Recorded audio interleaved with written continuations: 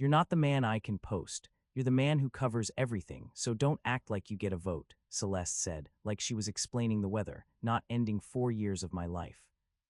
Hey friends, please subscribe and turn on notifications, like this video, and leave a comment with your impressions. This will be a great help. Thank you. We never tire of reminding you. It's all thanks to you. I'm Martin, 37 now. This happened last spring in Providence, Rhode Island, in one of those old apartment buildings with narrow stairwells and doorbells that only work when they feel like it.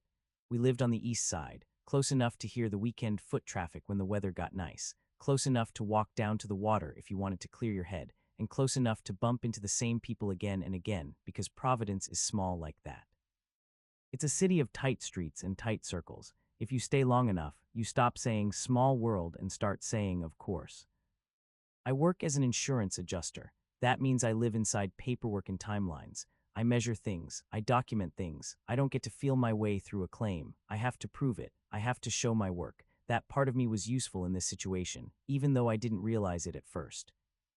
Celeste was 33 and a real estate agent, not the kind who sells starter homes in quiet neighborhoods and calls it a good day. She wanted luxury. She wanted the image of luxury more than anything else. The shiny listings, the open houses with the staged candles, the reels where she walked through a condo like she owned it, the captions that read like she had a personal assistant and a private driver. She didn't have either. What she did have, for a while, was me.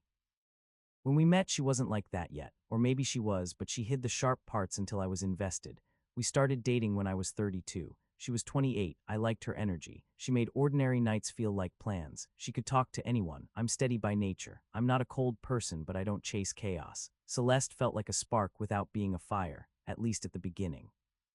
Our life had routines. We'd do a walk on Sunday mornings, grab coffee from a little place off Wickenden, then split up errands. Sometimes we'd go to the farmer's market by the pedestrian bridge when it was in season and buy too much bread. We had this cheap, stupid tradition of picking one nice thing each week: fresh flowers, a new spice, a book, anything, so the place didn't feel like we were just paying rent and waiting to die. When she studied for licensing upgrades and trainings, I'd quiz her. When I had a rough week at work, she'd run her hand down my back and say, "We'll be fine, we're a team." That word mattered to me. Team, I believed it. We moved in together after about a year and a half. It was a joint lease. We split most things, but I covered more than half because my income was stable and hers fluctuated. Some months she did well. Other months she was negative after expenses and would be on the verge of a big deal that always slipped. I didn't mind helping. In my head it was temporary. Build together, stabilize, then we both benefit. The shift didn't happen overnight. It came in little edits to our life that seemed reasonable in isolation. She started staying out later because clients have weird schedules. She began saying networking the way people say doctor's appointment, like it was non-negotiable. There were new outfits, new shoes, a new phone, and always a reason why it was an investment. She got serious about her online presence. She started taking photos of her meals, her hands on steering wheels, her reflection in elevators. If I walked into the frame, she'd move me aside with a laugh like I was a lamp. At first I tried to be supportive. Real estate is relationship-driven, and I get that. But then it started feeling like her relationship with the internet mattered more than the one in our apartment. There's a specific night I can point to where I felt something in my gut go quiet. It was a Thursday. She came home around 10, still wearing heels, still wearing the bright smile she used for strangers. I was on the couch with my laptop finishing a claim summary. She kissed my cheek, glanced at what I was doing, and said, "You're always working." I said, "Just cleaning up the day. How was yours?" She threw her bag down and said, "Great. I met this guy Miles at a broker thing. He's connected, like actually connected, not Providence connected, like real connected." The way she said his name bothered me. Too light, too pleased. I said, "Okay, good for you." She went into the kitchen, opened the fridge, and started scrolling on her phone. I asked if she wanted to eat. She said she already did. Then she held up her phone and said, "Look, he posted this photo of us. Doesn't it look good?" It was a picture of her and Miles with their heads close, the kind of photo people take when they want the world to assume something. She looked at the camera like she was being chosen. He looked like he enjoyed being seen with her. I kept my voice flat. "You look nice." She watched my face like she was waiting for jealousy. When she didn't get it, her smile faded a little. "Don't be weird," she said. "I'm not being weird," I said. "I'm sitting on a couch." She rolled her eyes and went to shower. That's how it started, not with a screaming match, with little tests, little lines. Over the next few weeks, Miles became a regular name in her mouth, always attached to opportunity, always attached to some event. She started dressing like she was going somewhere even when she was. If I suggested a quiet night, she'd say, "You don't get it. This is my season." If I asked why she didn't tell me she'd be out until midnight, she'd say, "I'm not a child. I don't need a curfew." If I brought up money, like the fact she'd asked me to cover her car payment twice in 1 month, she'd say, "Don't make this transactional. You know I'm building." There were also the small humiliations. She'd correct me in front of people like I was an intern. She'd introduce me at gatherings as Martin, he does insurance stuff, in a tone that made it sound like I worked at a kiosk. Once, at a community fundraiser for a local nonprofit, I said hello to one of her agent friends and Celeste laughed and said, "Aw, he's trying to network." I smiled because that's what you do in public, but on the inside, something began to harden. Then came the calendar. We had a shared calendar because it helped with our schedules. My work had field visits. Her showings were all over. We kept it simple: doctor appointments, lease reminders, birthdays, things that mattered. It was synced to the iPad we kept in the kitchen, the one we used for recipes and music. The screen would light up when a notification hit. That was the whole point. No secrets, no surprises. On a Sunday afternoon, I was in the kitchen making a grocery list. Outside, Providence was doing that early spring thing where the sun shows up but the wind still bites. The iPad was propped up near the fruit bowl. Celeste was in the bedroom getting dressed, humming to herself like she was excited. The iPad chimed. The screen lit up with a notification banner. It was an invite added to the shared calendar.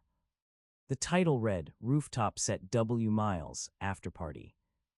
Under it was an address I didn't recognize and a time range that started at 9:30 p.m. and went until 2:00 a.m. There was also a note, "Wear the black dress. Photos." My hands stopped moving. I stared at that screen like it might change into something innocent if I waited. I didn't click anything. I didn't dig. I didn't open details. I didn't need to. The banner had already given me enough. It had hit the shared calendar because she added it there. Either she didn't care or she assumed I'd be too passive to react. Celeste walked out, smooth hair, a fitted black dress, heels in hand. She saw my face. "What?" I nodded at the iPad. "That's." She glanced, then shrugged like I'd pointed out a weather alert. "Oh, yeah." "What is afterparty?" I asked. "It's networking," she said, dragging the word out. "You know, the thing you pretend to respect." I kept my voice low. "Are you going on a date?" Her eyes narrowed. "Don't be dramatic." "I'm asking a simple question," I said. "Is this a date?" She sighed like she was the adult and I was the one causing a scene. "Miles is throwing something. It's good for me to be there." "At 2 in the morning," I said. She walked into the kitchen and poured herself water. She didn't look guilty. She looked annoyed. "You're making this into something it doesn't have to be." "Celeste," I said, "are you seeing him?" That's when she gave me the line. Not exactly the same words, but the meaning was sharp and clean. She set her glass down and said, "You're the stable one. You're the one who pays the bills and keeps things running. He's the kind of guy people notice. I'm not going to pretend that doesn't matter." I felt my heartbeat slow, not speed up. That was the strange part. It was like my body decided in that moment that panic wouldn't help. "So I'm an expense account," I said. She scoffed. "Oh my God, see, this is why you're not fun. You make everything heavy." "You're telling me to my face that I'm not the man you want," I said. She tilted her head and said, "I'm telling you you're important, your security. I built my life with you, but I'm not going to be trapped in boring stability just because you're sensitive." "Sensitive," I repeated. "You're a provider," she said, like it was a job title. "Don't confuse that with being the center of my world." There it was, the adult framing, the rational tone, like she was explaining an investment strategy. I stood there for a second, looking at her. I tried to find the version of her who used to say team. I couldn't. "What do you want from me?" I asked. She crossed her arms. "I want you to stop acting like you own me. I want you to understand I can have different parts of my life. You can be the foundation. He can be the social part. It's not complicated if you don't make it complicated." My throat tightened, but I kept my voice even. "So you want an open relationship?" I want freedom, she said, and I don't want guilt. If you loved me, you'd let me experience life without turning into a sad accountant about it. I almost corrected her, insurance adjuster, not accountant, but I didn't. That wasn't the point. I nodded once, okay. She blinked, surprised, okay. Okay, I repeated, I heard you. Her face softened slightly, like she thought she'd won. Good, because I'm not fighting about it. I'm going to go. I stepped aside and let her pass. She brushed by me, kissed the air near my cheek, and said, "Don't wait up." The door shut. The apartment got very quiet. I didn't do anything dramatic. I didn't throw her clothes into the hallway. I didn't change locks. I didn't call her a name. I sat down at the kitchen table and stared at my grocery list until the pen made a hole in the paper. Then I did what I do for a living. I started a file. I opened my laptop and created a folder with the date. I wrote down what happened, exactly as it happened while it was fresh. Not emotional paragraphs, facts, time, words used, the calendar notification, the address. I took a photo of the iPad screen showing the invite because it was on our shared calendar and visible without me digging. I also took a photo of the notification history on the lock screen. Again, no snooping, just preserving what showed itself. I didn't do this because I wanted revenge. I did it because I could feel what was coming. When people decide to rewrite reality, they start by claiming you imagined it. I wasn't going to live in that fog. Around midnight, she texted, "Having a great time, don't be weird." I didn't answer. At 1:37 a.m., another text, "Are you mad?" I didn't answer. She came in around 2:45. I heard the careful way she turned the key, the soft steps like she hoped I was asleep. I was sitting on the couch with the lights off. The TV was off. The only light was the street glow through the window. She froze when she saw me. "You're up," she said. "Yeah," I said. She set her purse down slowly. "So, are we okay?" I looked at her. Her lipstick was slightly smeared. Her hair had that too perfect look of someone who touched it too many times. She smelled like perfume layered over a night out. I kept my voice steady. "I'm going to think." Her brow creased. "Think about what?" "About what you said," I replied. "About what you want, about what I want." She rolled her eyes. "Oh my God, Martin, don't do the silent treatment." "I'm not doing anything," I said. "I'm going to sleep." I walked into the bedroom, took a blanket and pillow, and went to the small second bedroom we used as an office. Not a punishment, a boundary. My body needed space. The next morning, she acted like nothing happened. She made coffee. She played music. She asked if I wanted to go for a walk. I said, "Not today." Her smile hardened. "So you're going to sulk?" "I'm going to handle my life," I said. She laughed, sharp and annoyed. "You're being dramatic. You know what? Fine, be boring." That was the moment I knew there was no working it out. Working it out requires two people who respect each other. Celeste didn't respect me. She respected the stability I provided. There's a difference. I waited 2 days before I made any big moves, not because I was indecisive, but because I wanted to act cleanly. I wanted daylight decisions, not midnight ones. On Tuesday, during my lunch break, I called the leasing office and asked for a meeting. The building manager, a woman named Denise who had seen every kind of breakup and roommate disaster, scheduled me for Thursday at 10:00 a.m. I told her it was about lease options. I didn't give drama, I gave logistics. That same day, I went through our shared bills, not to punish Celeste, to separate what was mine from what was joint. The streaming services were in my name. The delivery app subscription was in my name. The electric account was in her name, but the autopay was tied to my card because she'd just set it up that way when we moved in. I didn't accuse. I simply opened the portal while sitting at our kitchen table and saw that the billing method had been updated recently. My card was listed and my email was the contact. I changed it to my own separate email and removed my card, then sent her a text that was factual. FYI, I removed my payment method from the electric account. Please update it today to avoid interruption. I'll pay my share through the end of the month. She replied with a single word, "Seriously." I didn't answer. I also called my credit card company. Celeste was an authorized user on one card, added 2 years earlier when she started traveling to showings, and we thought it was simpler. It was legally my account. I removed her as an authorized user and requested a new number. The representative emailed me a confirmation. I saved it to my folder. That night, Celeste came home and threw her bag on the couch. "What is this?" she demanded, holding up her phone like it was evidence. "What is what?" I asked. "My card declined," she snapped. "I was with clients." "You were with Miles," I said calmly. Her face flashed. "Don't do that." "I removed you as an authorized user," I said. "You can use your own accounts." Her voice rose. "So you are trying to control me."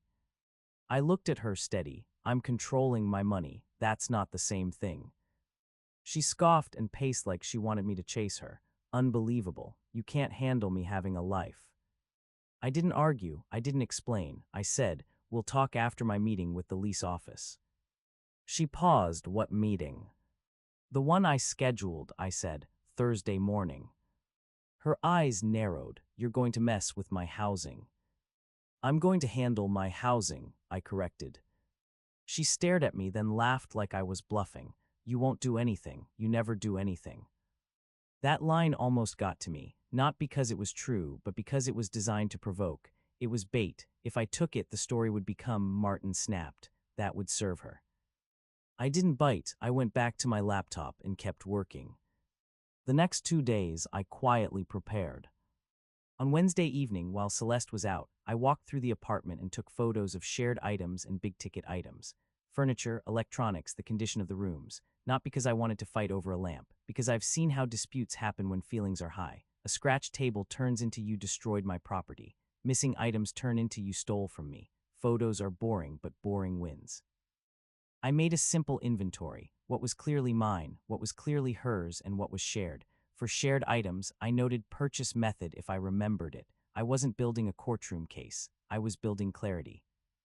I also updated my work documents: emergency contact, beneficiary, not because I expected something dramatic, but because it was part of closing a chapter. People forget those details until it's too late. I didn't want Celeste's name attached to my life in ways she didn't deserve.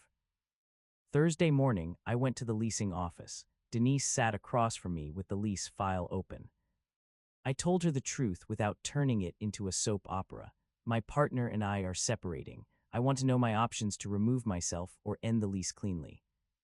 Denise nodded like she'd heard it 100 times. "You're both on the lease," she said, "so you can't just disappear. But we can do a lease transfer if one of you qualifies a loan, or we can do an early termination with fees, or you can both agree to end it."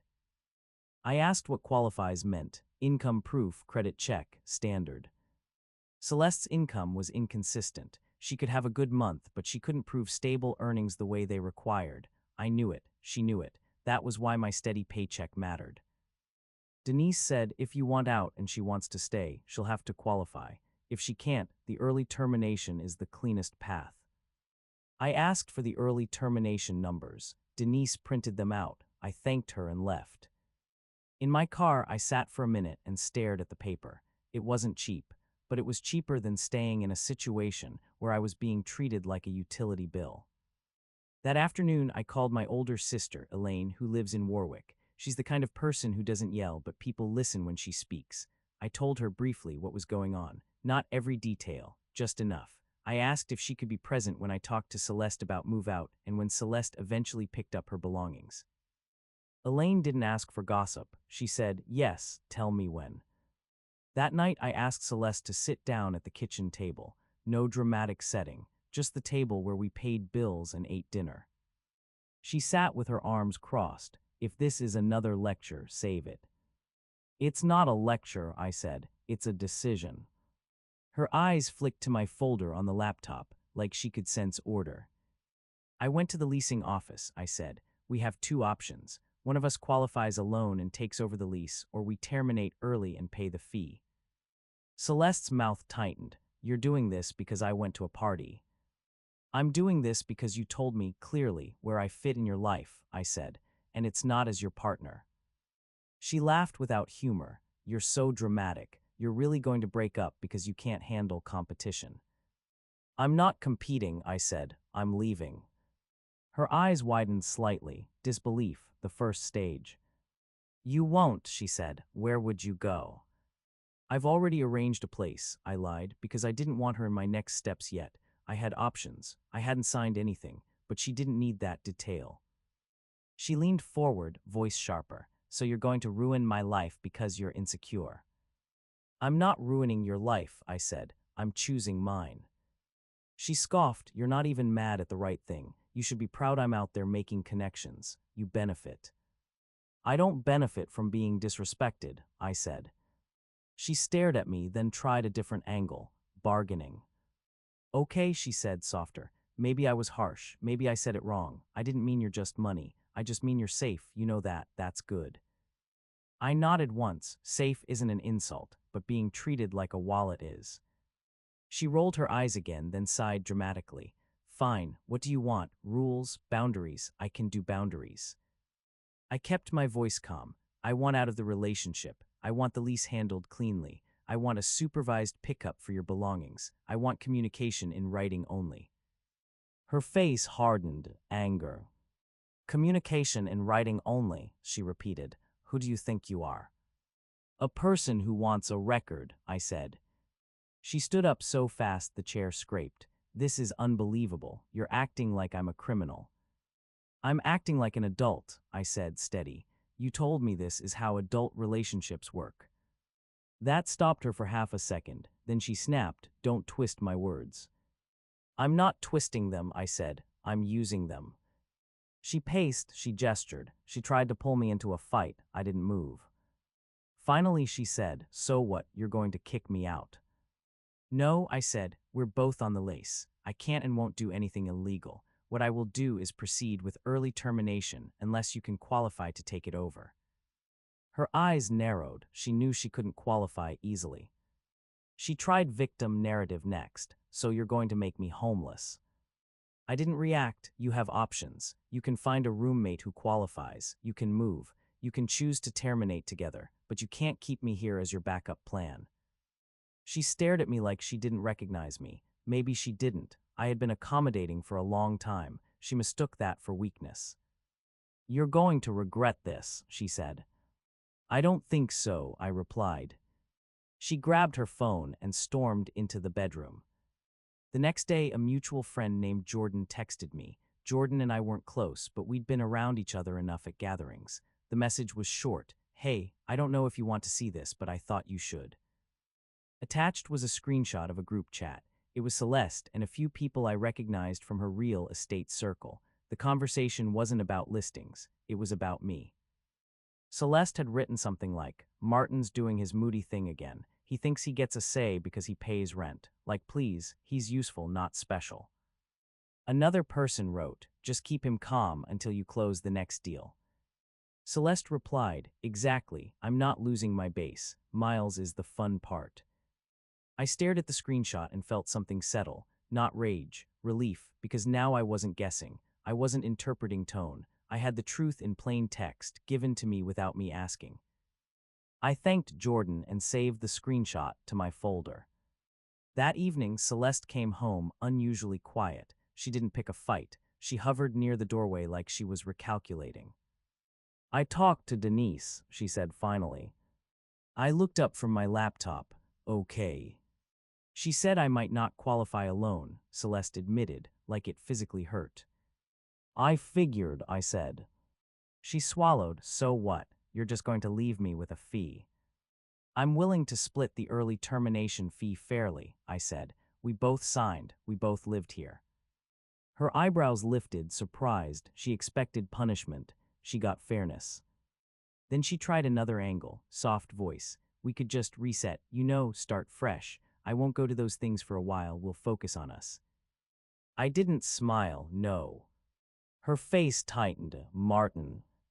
No, I repeated, and kept it simple. I don't want to be in a relationship where my value depends on what I pay. She snapped back into anger. You're acting like you're so noble. You're just scared I'll find someone better. I didn't argue. We'll finalize the lease paperwork. That's the priority. The next week was a controlled unwind. I secured a short-term rental in Cranston. Nothing fancy, just clean and quiet. I scheduled movers for a weekday morning. I informed the leasing office of our decision to terminate early. Denise emailed the formal notice requirements and the exact prorated amount. Everything went through email. Everything was documented. I switched my direct deposits and auto-pays to my own accounts. I changed passwords on the services I paid for, not to spite her, but because I was leaving, and those accounts were mine. I also forwarded my mail to a PO box for a few months, so nothing important would land in the old mailbox and become another argument. Celeste tried to derail the process more than once. She'd text late at night, "Can we talk?" Then follow it with, "You're being cruel." Then, "You owe me after everything I did for you." It was like she cycled through scripts hoping one would hook me. I kept my replies short and factual. "We can communicate by email. Lease paperwork attached. Pickup window will be Saturday 11/1. Elaine will be present. Please confirm you received the inventory list." The day of my move, Elaine came to the apartment at 8:30 a.m. She didn't glare at Celeste. She didn't lecture. She just existed in the space like a witness. It changed everything. Celeste's performance energy had nowhere to land. The movers worked fast. I took only what was mine. I left shared items neatly labeled. I left the apartment cleaner than it started, because that's how I close things. Celeste stood in the doorway watching, arms crossed, eyes bright with fury and something like panic. "This is insane," she said. "It's done," I replied. "You're really going to throw away 4 years," she said, voice wavering. I looked at her. "You threw it away the moment you told me my role." She flinched, then snapped, "You're not the victim here." I didn't respond. When the last box was out, I handed her a printed copy of the move-out plan and the pickup procedure for the remaining items. It included the date we'd both signed for early termination, the amounts, and the final walkthrough time with Denise. It wasn't romantic. It was clean. She stared at the paper like it was an insult. "This is so cold," she whispered. "It's calm," I corrected. "There's a difference." The final attempt came 2 days later, right on schedule. Celeste emailed me a long message about how I was abandoning her, how I was punishing a woman for being ambitious, how I had financially trapped her by helping with bills, and how Miles had nothing to do with it, even though she'd already said he was the fun part. It was a rewrite of history, full of emotion and vague accusations. I replied with 3 sentences. "I'm not debating the past. The lease termination is filed, and the final payments are scheduled as agreed. Please keep communication to logistics only." Then her best trick, silence followed by a sudden, soft apology. She texted, "I'm sorry, I didn't mean it. I'm scared. Can we please meet and talk like adults?" I thought about it for a moment, not because I wanted to go back, but because I wanted to be sure I wasn't making a pride decision. Then I remembered her face when she said I wasn't the man she could post. I remembered the group chat. I remembered the calendar note, wear the black dress, photos. I texted back, "No meeting, please use email." She didn't like that. The next morning, another message came in, not from her. A mutual friend forwarded a different screenshot, this time from a larger group chat where Celeste was telling people I was controlling and jealous and that I had kicked her out. The story was already spreading. Providence is small. I knew it would. I didn't respond to the rumor. I responded with reality where it mattered. I emailed Denise and asked for a written confirmation of the lease termination process and the fact that both tenants agreed to it. Denise sent it. I saved it. Quiet proof. I also emailed Celeste one last time with the confirmation attached and a clear note. "For clarity, this shows we mutually agreed to terminate the lease. Please stop telling people you were illegally removed. I will not discuss this again." That was the last time I addressed her narrative. After that, I let her talk into the wind. Months passed, life got quieter in a way that felt almost strange at first. I wasn't bracing for a mood when the door opened. I wasn't scanning for disrespect hidden inside jokes. My new place was simple. I bought a used table. I cooked for myself. I walked in the evenings without checking my phone. My work improved because my head was clear. I stopped sleeping in fragments. I stopped feeling like I had to earn basic respect. Celeste tried one more time about 3 months later. She sent an email titled "Closure." It was dramatic. It said she missed me, that she'd learned that she'd been influenced by toxic people, that she wanted to meet. It ended with, "I hope you can be the man you said you were." I didn't bite. I replied, "I wish you well, no further contact." Then I blocked the email. The run-in happened in the most boring place possible, which felt fitting. It was late summer. I had a dentist appointment on a weekday morning, the kind you schedule early because you want it over with. The waiting room smelled like mint and that clean chemical scent. The TV was on low volume. A couple in their 60s flipped through magazines like time was slower for them. I looked up from my phone and saw Celeste walk in. She was dressed down but still carefully. Hair done, makeup light. She paused when she saw me. Her eyes widened, then softened. She walked toward the reception desk, then hesitated like she wasn't sure if she should speak. I stayed seated. I didn't hide. I didn't glare. I just existed. After she checked in, she turned and came a few steps closer, stopping at a polite distance. "Martin," she said, quiet. "Celeste," I replied. She tried to smile. "Wow, I didn't expect." "Yeah," I said. There was a pause. She looked like she wanted to deliver a speech, like she wanted a scene where I forgave her or regretted everything. The waiting room didn't allow for that. Fluorescent lights have a way of flattening drama. "I've been doing better," she said quickly. "I got a new team. I'm focusing on real work, not all that." I nodded once. "Good." She swallowed. "You look calm." "I am," I said. Her eyes flicked to my hand, probably checking for a ring out of habit. I didn't offer details. "I'm sorry," she said, quieter, "for what I said. I don't know, I was chasing things." I didn't argue, I didn't comfort, I kept it clean. "I appreciate you saying that." She waited for more. When it didn't come, her face tightened, not angry, just disappointed that I wasn't available as a storyline anymore. The hygienist called my name. I stood up. Celeste said maybe someday we could. I looked at her steady and said, "No, take care." Then I walked through the door and let that be the end. Later, driving home, I realized something that surprised me. I didn't feel triumph. I didn't feel bitterness. I felt normal, and that normal felt like freedom.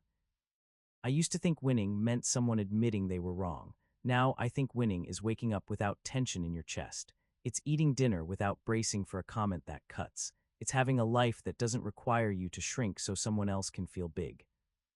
The quiet that came after was the proof I made the right call.